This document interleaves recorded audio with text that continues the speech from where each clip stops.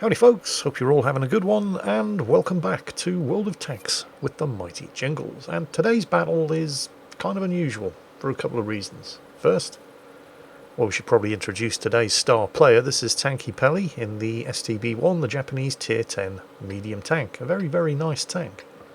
But the battle's unusual, first because it's a Tier 10 ranked battle, so there are only 10 tanks per team. Because there are only 10 tanks per team, there's less available health damage to be done, so you shouldn't expect to see massive amounts of damage in a ranked battle. And also, very unusually for Tier 10 rankeds, it's not a complete ruffle stomp with one side utterly dominating the other, and the match ending in 4 minutes or less. One other thing I should probably point out, before Tanky gets stuck in here, is that, well, this is a Tier 10 ranked battle, so there's going to be an awful lot of tryharding going on. And that means plenty of gold ammo usage.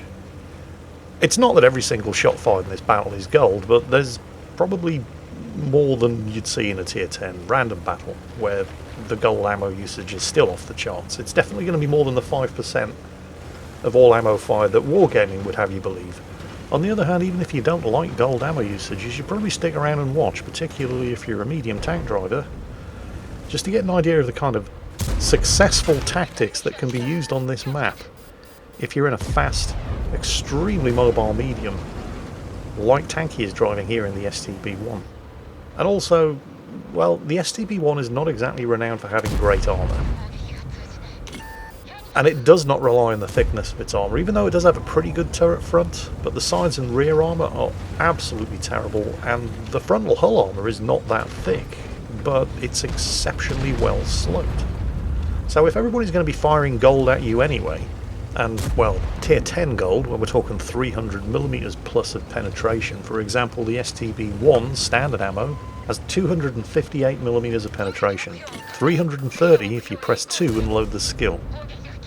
And with that kind of ammo being fired at you, your armour is largely meaningless, and it mostly is going to come down to how well you angle, in order to try to force those ricochets before any kind of penetration checks are made.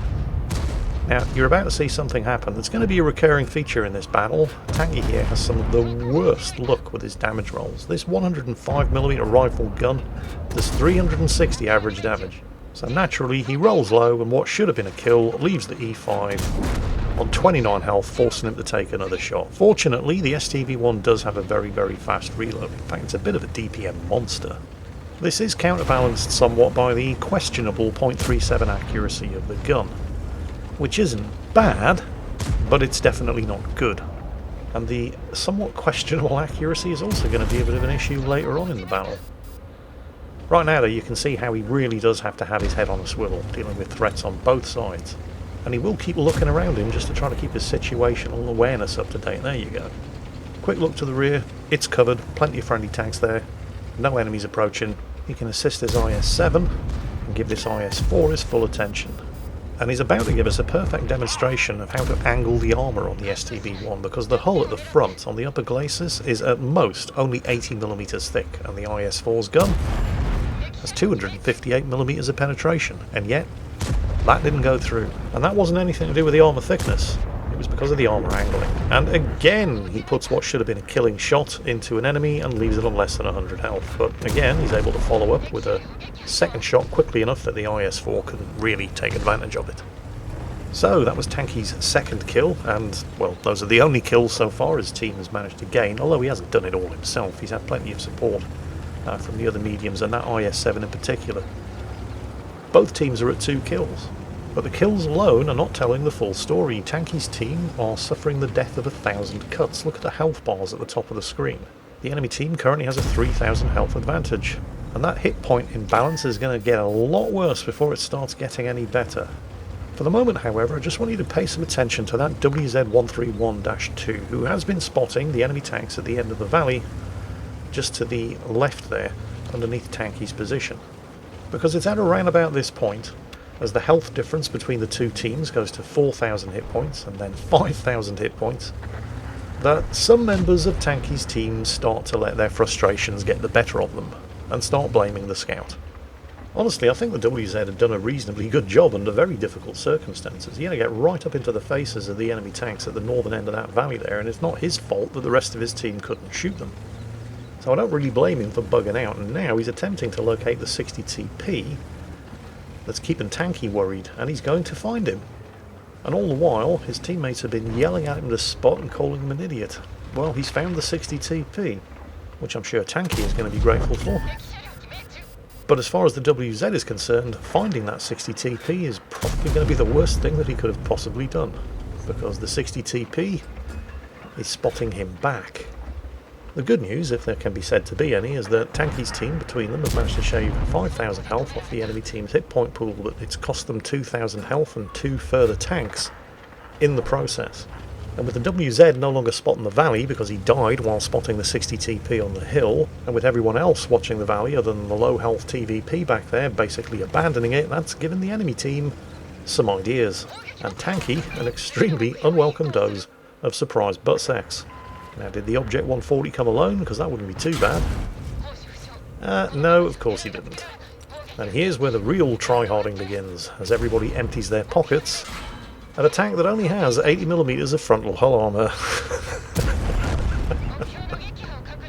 Fortunately, the IS-7 didn't waste any time reacting to the threat. They've nailed the TVP, he's taken the fight to the Object 140, and between the two of them, they've managed to secure the rear.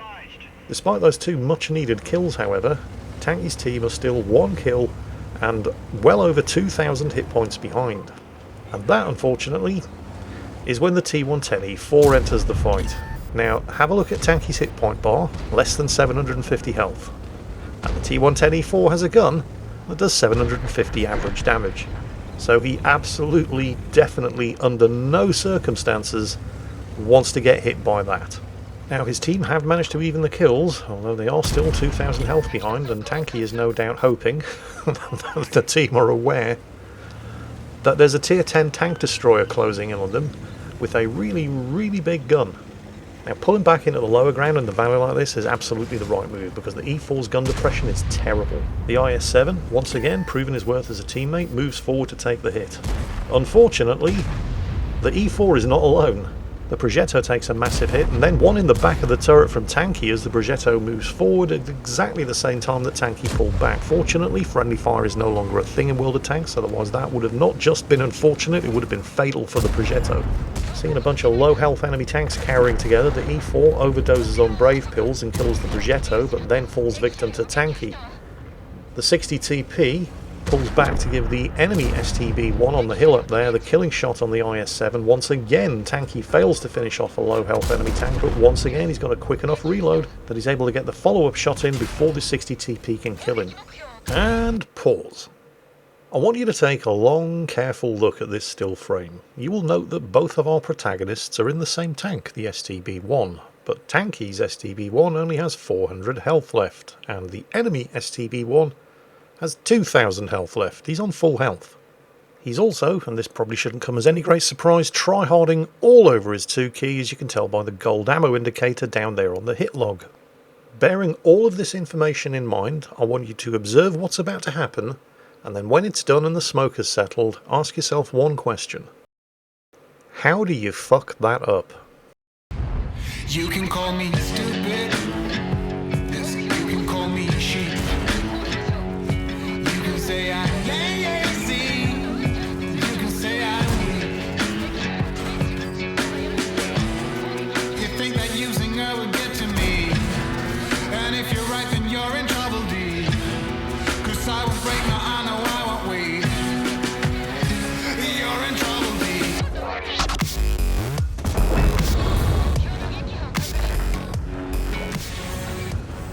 Yep, not once, not twice, 3 times the enemy tank shot Tanky's gun. Oh, but maybe he didn't have the gun depression. Well, Tanky did.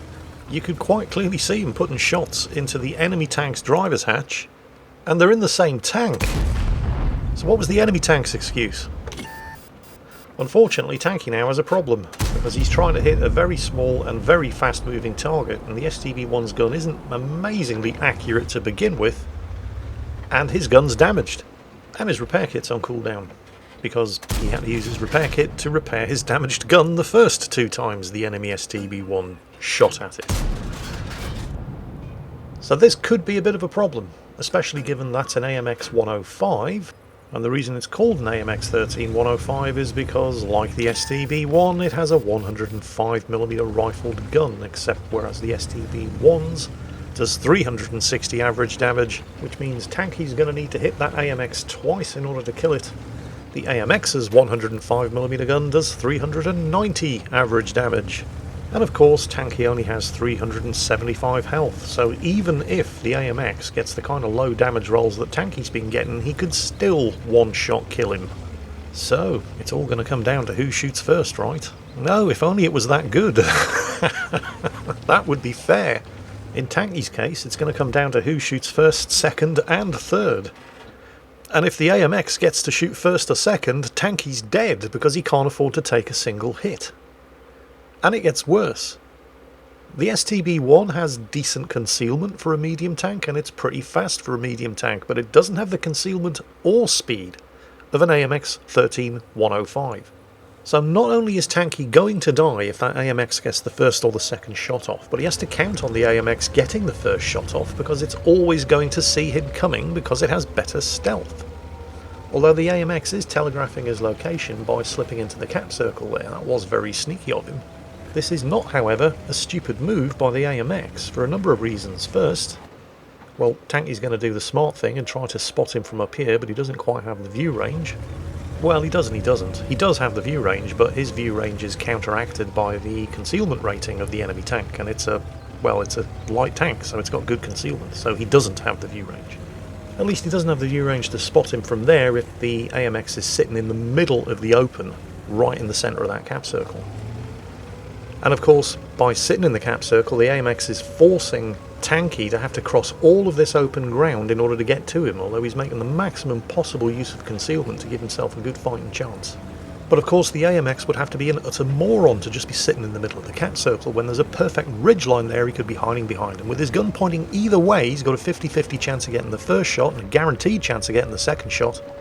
Except he is sitting in the middle of the open cap circle, while waiting for a tank with some of the best gun depression in the game, a virtually impregnable frontal turret, and hydro-pneumatic suspension to crest the ridge and put him down in the 2 shots that it took him. Oh, you know what? I'm done. I'm sorry. It's just too much stupid for me to handle in one day. Here are the post-battle results screens. Congratulations, Tanky. I mean, that was a spectacular result in a ranked battle. And I hope you all enjoyed it, because I'm out of here. Take care, folks, and I'll catch you next time.